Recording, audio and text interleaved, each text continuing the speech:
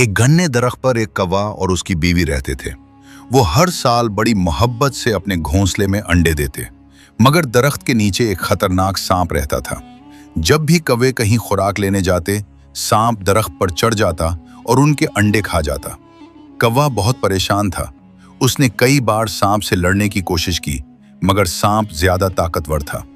आखिर एक दिन कौवे ने एक तरकीब सोची। करीब ही एक बादशाह का महल था। महल की शहजादी रोज नहर के किनारे नहाने आती और अपने कीमती जेवरात उतारकर किनारे पर रख देती। कौवा खामोशी से गया और शहजादी का एक चमकता हुआ हार उठा लिया। सिपाहियों ने शोर मचाया और कौवे के पीछे दौड़ पड़े।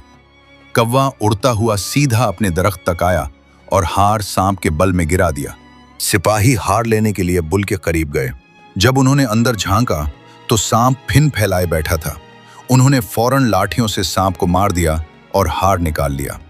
उस दिन के बाद कौवा और उसकी बीवी सुकून से रहने लगे।